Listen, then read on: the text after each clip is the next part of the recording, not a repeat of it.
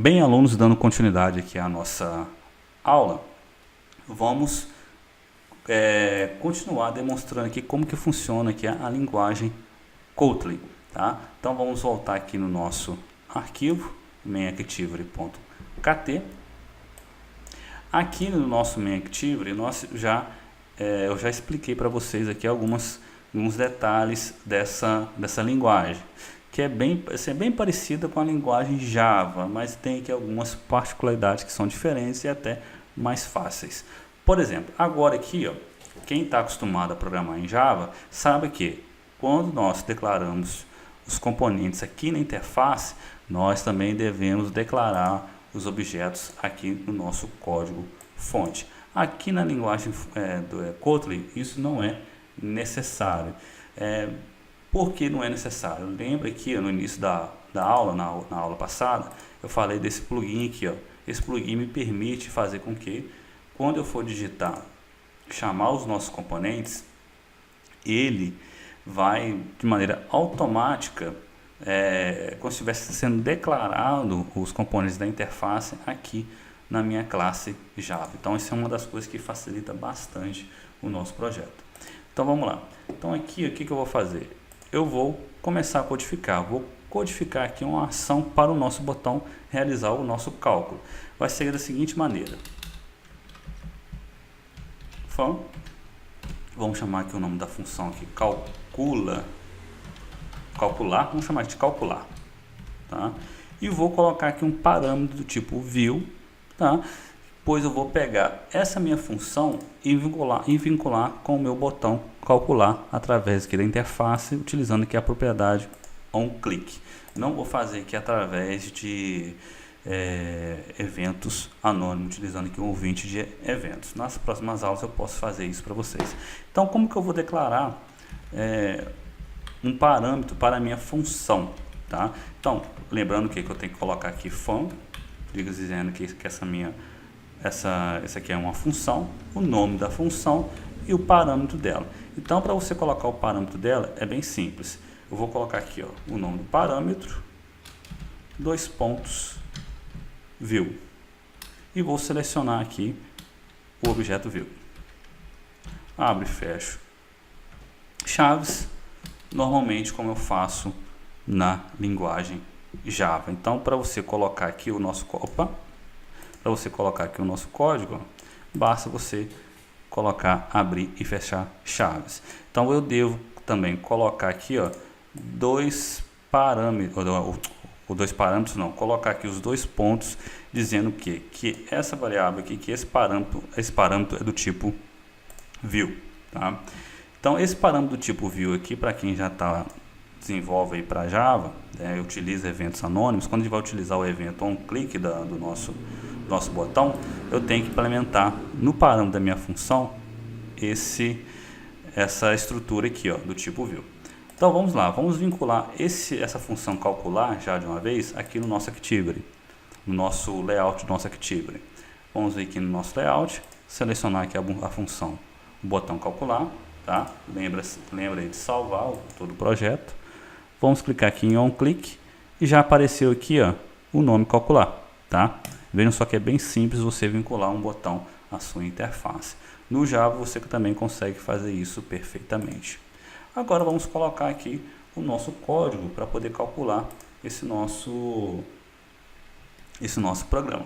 Bem, então aqui, ó, eu vou fazer o seguinte, eu vou declarar uma variável que vai receber o conteúdo da caixa de texto, que será da seguinte maneira. Quando eu quero declarar variáveis na linguagem Kotlin, eu tenho que utilizar a palavra reservada, var ou val. Qual que é a diferença? O val me permite declarar uma variável que, na verdade, uma variável do tipo que ela não vai alterar o valor. Seria uma constante, tá? E var seria uma variável que eu posso alterar o valor. Val eu não posso alterar o valor e var eu posso alterar o valor. Como eu estou recuperando o valor de uma variável, eu não vou alterar o valor dela, eu posso colocar aqui como val. Então eu vou colocar o seguinte aqui, ó, val, vou colocar aqui o nome dessa minha variável, tá? Como eu faço aqui no parâmetro, seria aqui, vamos colocar aqui valor 1, o tipo dela, string, tá? Val, valor 2, o tipo string, tá? Um detalhe importante aqui, eu posso declarar o valor dessa variável e também já atribuir o conteúdo que eu quero, tá? Já que eu estou declarando como val, vou colocar aqui, ó, recebe edt valor 1 ponto teste ponto to string. Então vejam só aqui, ó, que eu não preciso colocar aqui, ó, o ponto get teste como eu faço na linguagem Java. Aqui eu utilizo a própria propriedade do objeto, que seria o teste. Então vamos colocar aqui edt valor 2 ponto teste ponto to string, e vou declarar aqui uma variável que vai receber o resultado desse meu cálculo. Eu vou colocar aqui uma soma, tá? Aí vai ser da seguinte maneira. Aqui nesse caso, como ela vai receber um resultado, eu vou colocar como var resultado double, tá? E vou inicializar o valor dessa minha variável. Vou colocar aqui como 0.0. Como é do tipo double, tenho que colocar aqui esses dois, inicializar essa minha variável dessa maneira. Se eu colocar assim, ó, já dá um erro. Então eu tenho que colocar 0.0. Tá? Agora eu vou testar se essas minhas variáveis aqui elas são nulas. Tá? Como que eu vou testar essas minhas variáveis? Bem simples. Se teste utils ponto isEmpty, ou seja, eu estou testando aqui se a variável vai ser vazia, colocar aqui, ó, valor 1, ou aqui nesse caso aqui eu não vou utilizar o símbolo de pipe, vou utilizar a palavra reservada OR. Teste utils ponto isEmpty, vou escrever aqui valor, valor 2, tá? E vou colocar aqui uma mensagem de erro.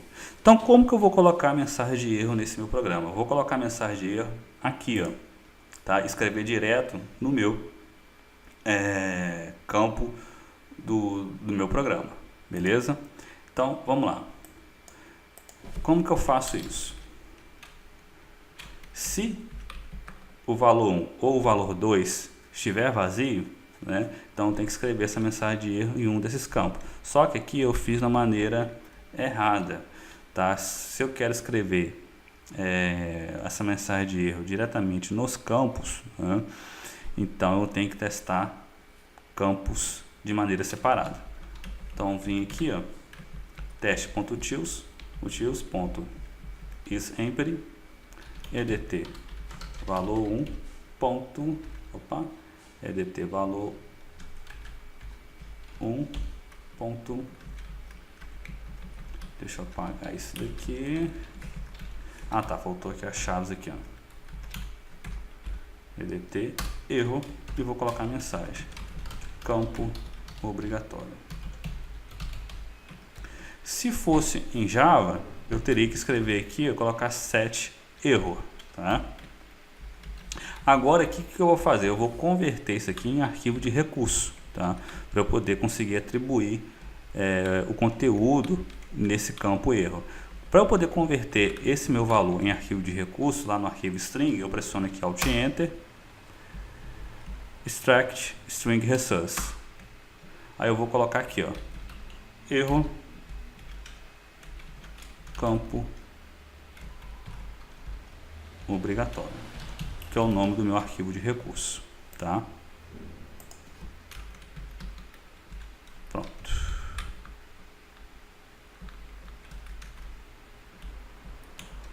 Aqui eu tenho que fechar aqui a chave, aqui, beleza.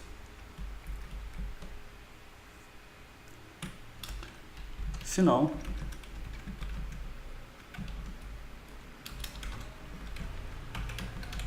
valor 2,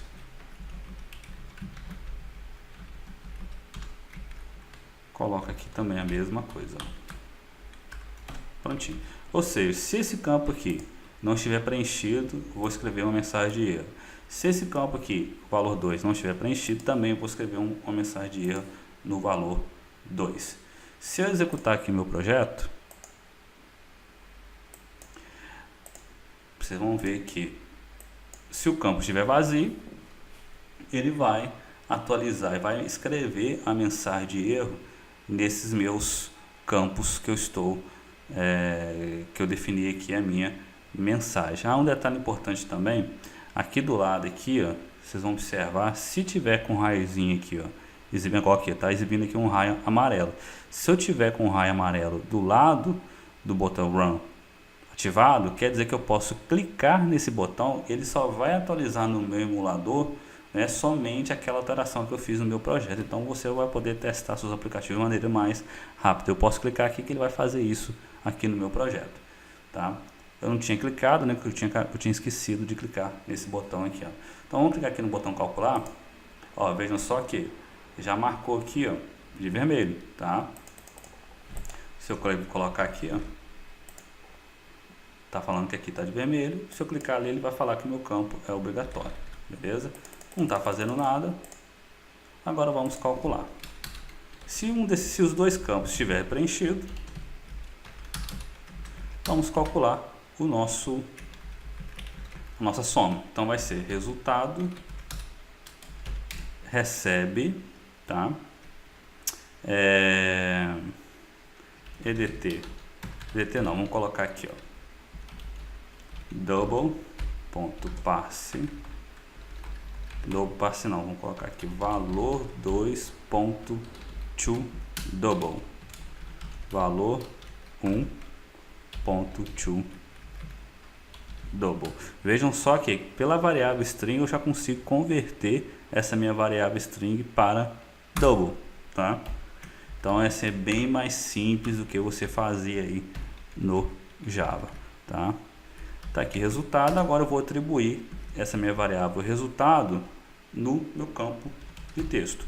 EDT resultado ponto setTest. Aqui vai ser o mesmo procedimento que eu faço no Java. Resultado ponto toString.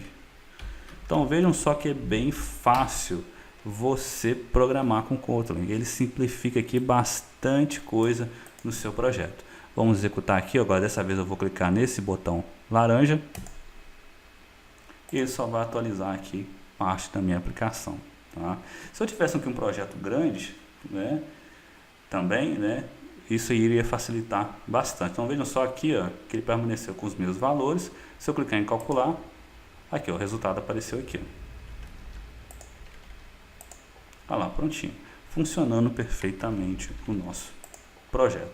Então essa daqui são algumas das facilidades de você poder desenvolver seus aplicativos com a linguagem Kotlin. Então vocês vão observar ao longo das aulas a quantidade de coisa que é fácil para você poder desenvolver.